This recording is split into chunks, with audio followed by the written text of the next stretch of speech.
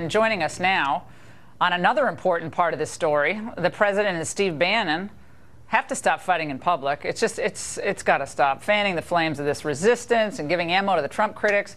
I talked about this yesterday, the day before. And let's get into that with my old boss in the Reagan administration, former Secretary of Education, drug czar, and best-selling author Bill Bennett.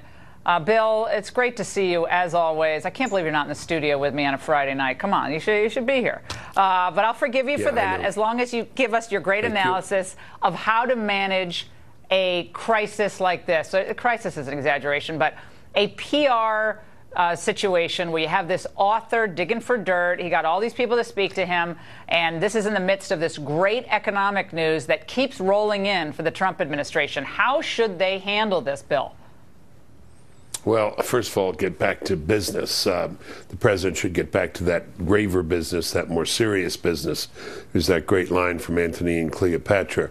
Our graver business frowns at this levity, and a lot of it is levity. Roger reminded us, you reminded us of the good things this president is doing. And whatever his temperament, whatever his tweets, whatever his whims, his record of accomplishment is real and substantial. But let's not fall into the trap of saying this stuff makes no difference. It does make some difference. It's everywhere. It's in the vents. It's in the air. It's everywhere.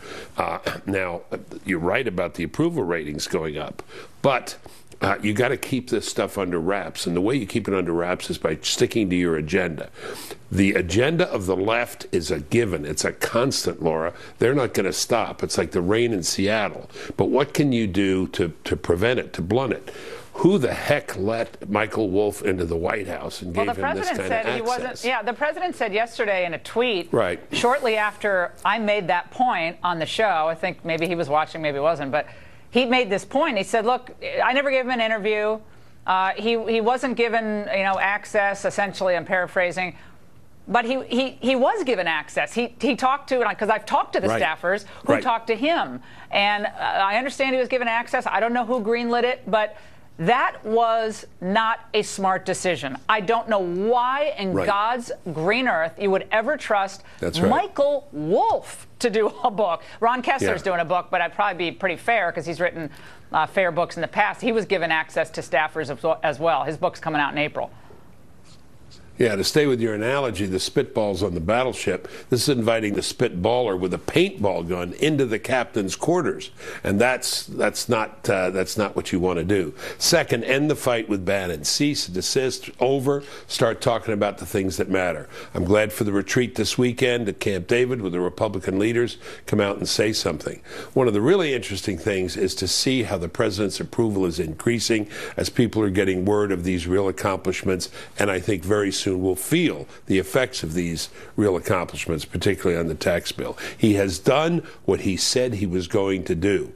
And none of these idiosyncrasies of the president, and some of them are fine, some of them are not, hamper those very real accomplishments. Why sloppy Steve? The hashtag sloppy Steve. I mean, he's not running against Bannon. It's not a primary, where Bannon's on stage with him. You get a little Marco and low energy, Jeb and all that, but sloppy Steve, I mean, that to me, that's not helpful.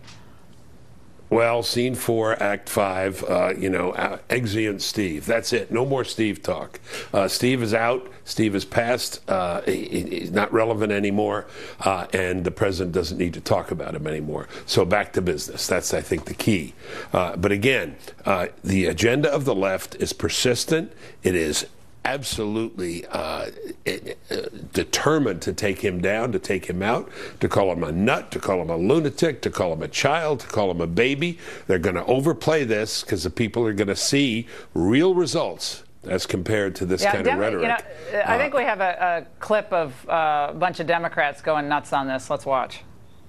Good, good. It doesn't take a mental health professional to know that the president has said very disturbing things. He is not fit to be president. What has been revealed in this book isn't surprising to people. The president's erratic behavior about, in many respects, his unfitness for the responsibilities of that job. We need every tool in the constitutional toolkit out on the table to get us through this very difficult period in American history.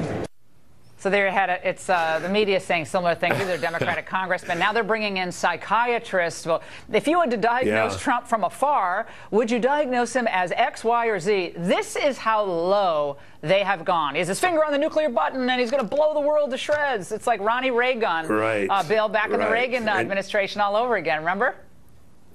You betcha I do. Diagnosing at a distance, not supposed to be doing that, doctors. But what I can't stand is the insufferable moral superiority, the self-superiority, this moral narcissism. I say that as the author of the Book of Virtues. You know, I'm a striving, erring creature myself. But they are so sure and so confident. Of course, they're not. They're throwing everything out there they can and hoping that it sticks. So, Bill, you know, this is a fight. This is a fight like we haven't had in a long time. And we got to stay in it and stay at it. Yeah, and stay positive and keep moving forward. I'm going to say it again: spitballs off a battleship. I love it. Don't let the paintball guy come into the hall.